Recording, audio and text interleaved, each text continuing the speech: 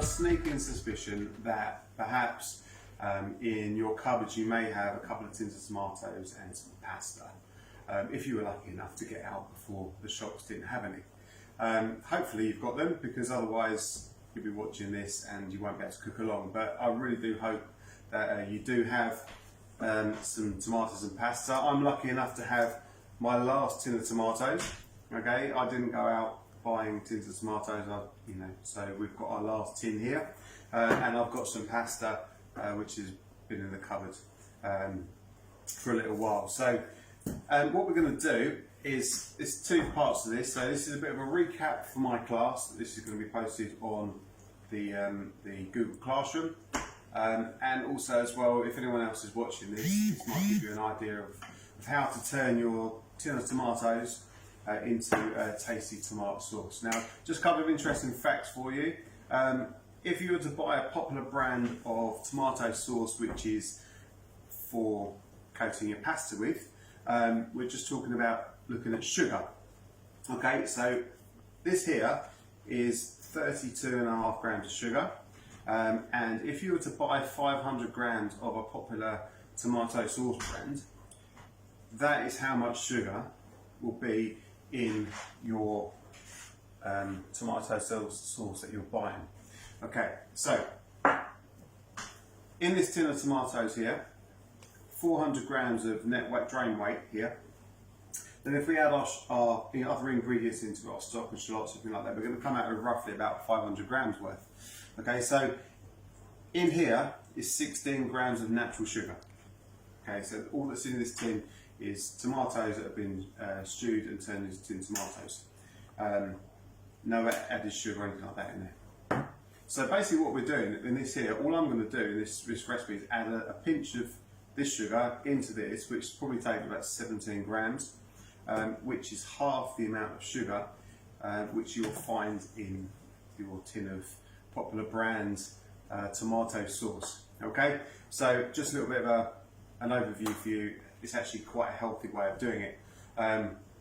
So what do we need to do?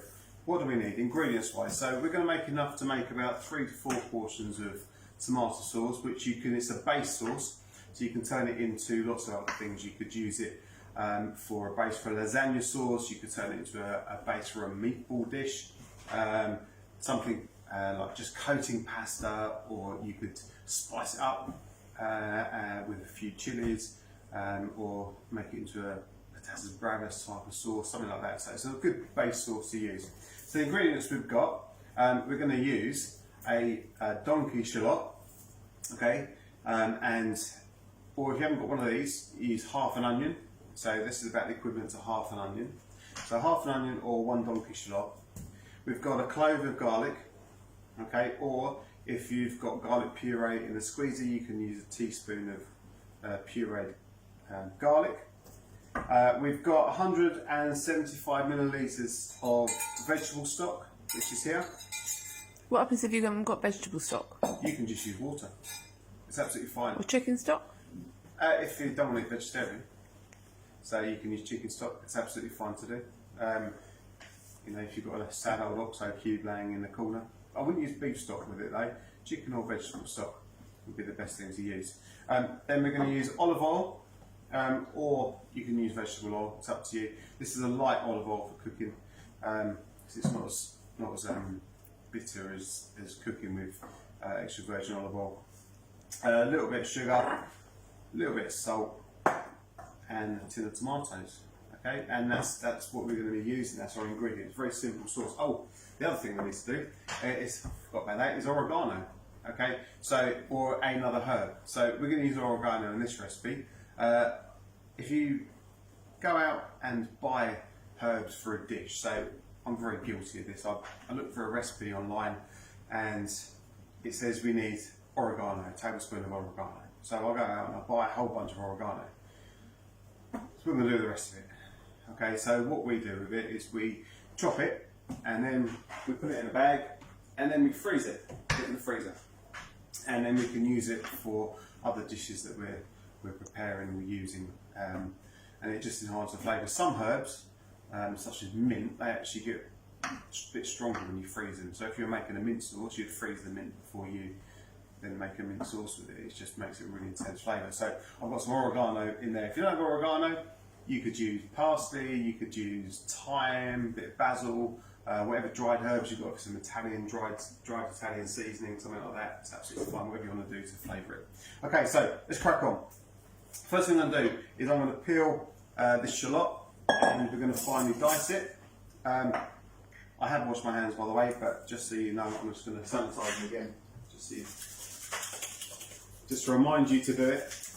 Okay, so shallot, I'm going to take the end off, and just going to peel that.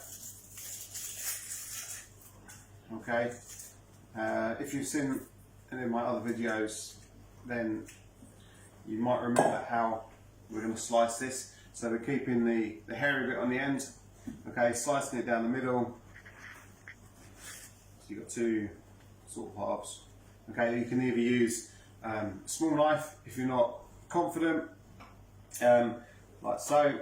So chopping down, slicing down about ½ centimetre for the end,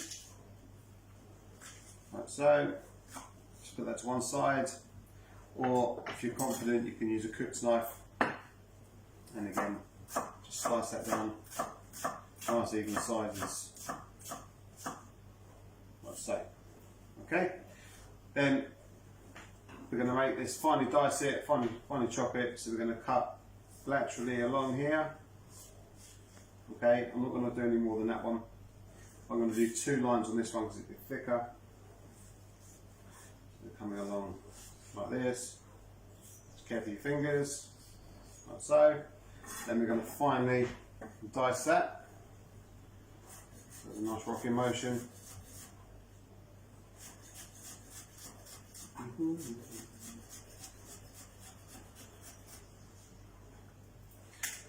Okay, so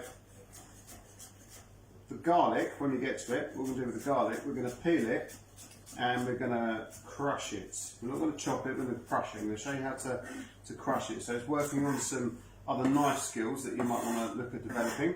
So I'm going to put the shallot to one side. Okay, just like that. And then with the garlic, so we're going to take this clove of garlic, and in the recipe it needs about a teaspoon of, not pinch, sorry, a pinch of salt to go with it, not a teaspoon. So we're going to peel it. So we're going to add the salt to the garlic.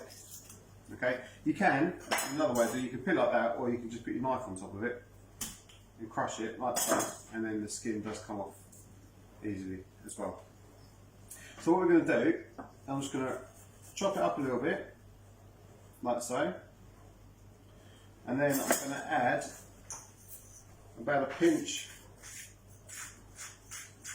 of salt on top of it, and then with the knife I'm going to crush it. So what we do is we have the tip of the knife on the board, and we need to, the blades, the sharp part is facing away from you, and we need to push down and drag towards you.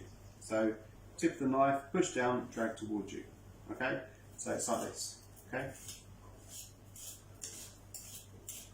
and that crushes the garlic. Now what happens, the reason you put the salt on there is so it grips the garlic to the chopping board. Okay, so we're just crushing that down.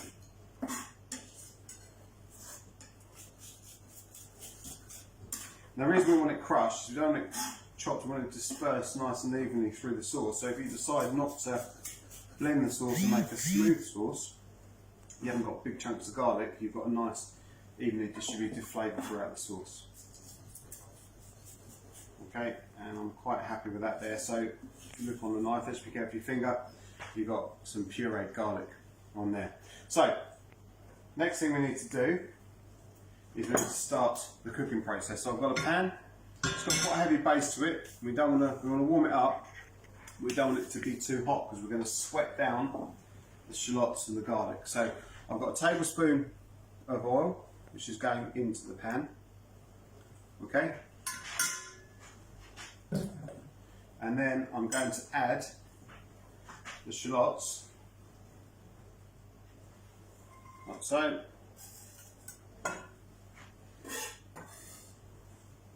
And the garlic, just like that. So I'm going to pop that in. And we'll give it a little stir, just to incorporate it. Now I don't need to add the salt to it now because we've already got the salt and the garlic. And we've got vegetable stock going into it, which obviously contains salt as well. So we're going to sweat this down for probably 5 to 10 minutes, just until it's translucent in colour. So, what's sweating down? Because you said it in your other video, but if they haven't watched this one, they won't know what sweating is. Okay, so sweating is when you cook a piece of food, mainly sort of vegetables and things. So if you look at a lot of recipes that say sweat the carrots and the onions, or sweat the celery down. So what that means is that you cook it on a low heat in fat, and it draws out all the natural sugars and the flavours. So we want to cook it without colour. So sweating, if you imagine if you just go out in the sun, okay, you're going to start sweating, a nice heat's coming onto you and you start sweating. And that's what you do with the onion, you're sweating everything, all the flavours out from the inside out. Probably not a good example to give, because obviously sweating in the sun is going to, it's not great, but really. But it's the same sort of principle. But when you're sweating out here, you're sweating out all the natural sugars and all the natural flavours and natural goodness in all the food. And that's where you get a stronger flavour in the sauce. So if you don't make a good base for a sauce by sweating things out, it's just going to be really bland. And that's it really. That's the basis behind it. But if you don't want to add flavour by caramelising it, because as soon as you turn the heat up and it starts browning, you add different flavours because you've created caramelisation on the food, which will make things either bitter or sort of add different flavours to it. But I'm going to sweat that out for about 5 or 10 minutes, okay? And I will see you once that's sweated down, okay? Yeah, feel all right? Mm-hmm. Oh, sorry, back again. I was just talking to myself. Sorry about that. So I was just saying, this looks all right, doesn't it? And then the button was pressed. So anyway, if you have a look, can you see that? You can see it. I hope you can see it. That there, they've sweated down, and you can see that they're a nice translucent appearance in there. There's no colour on there. It smells absolutely amazing. So they're ready to rock and roll. So what we're going to do is we're going to add in our tin of chopped tomatoes, or if you haven't been able to get out to the shops to get chopped tomatoes, I was actually thinking of making a little video of how to make your own tinned chopped tomatoes using fresh tomatoes. So here we go. So we're going to pour this in. So it's 400 gram tin of tomatoes. They're going to go into the pan, like so. And then we want to get all that tomato juice out of the pan. So I'm then going to pour the vegetable stock inside the tin, like so. Give it a mix round. Okay, just so you don't waste anything. And we're going to pour that into there. You can see that. Okay, so that looks quite wet at the moment. So what we're going to do is we're just going to bring that to the boil and reduce it down. I'm going to, first of all, I'm going to add my little extra pinch of sugar just to help bring out the flavours. So it's just literally a pinch of sugar. And then we have our freeze-dried oregano, or our frozen oregano, it's not freeze-dried, our frozen oregano. And we're going to pop roughly about a teaspoon of oregano in there, and it smells absolutely amazing. So there you go, nice bag of oregano. Okay, I think it needs a little touch more, so I'm just going to pop in a couple of twists of salt and a couple of twists of pepper. Just 3, not a couple, but 3 good enough. Give that a little mix, just like the band. And a band, they're not really a band, are they? Anyway, so I've got a tasting spoon here. I'm just going to try it for seasoning.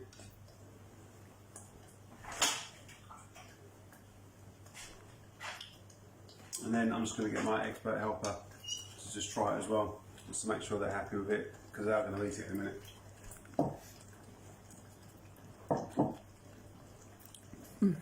Yeah. Is that right? Lovely. So that there is done. So we can do one or two things with this. I quite like the texture. It's got a really nice texture to it. Because I've diced the onion, the shallots really small, and the onion's really small. And I've pureed the garlic. It hasn't got really big lumps in it. And what's happened to the tomato is it's stewed down a little bit further, so it starts to break down a little bit more. I think that's quite nice. You can blend it as well. So if you've got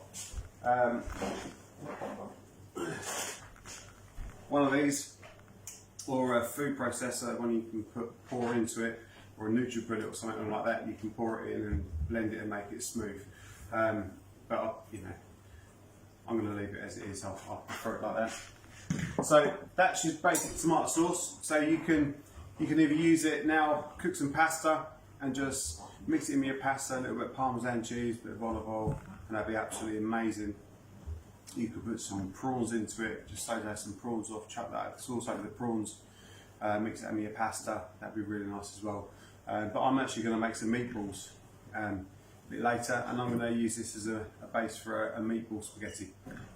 So I'll post that one up as well, so you can have a look at that. But hope you enjoyed that sauce. Really, really simple. Took about 25 minutes. And you can freeze it. And you can freeze it off, yeah, absolutely, you can freeze it. So if you had loads of tins of tomato, which some of you might Or if have, there was just two of you. or if there's, yes, it's just two of you, but if you've got lots and you want to make a big batch, then you could produce lots and freeze it down. But if there's two of you and you want to split that in half, then you can just cut it in half and freeze the rest of it. It's not fun, and it's freeze stable.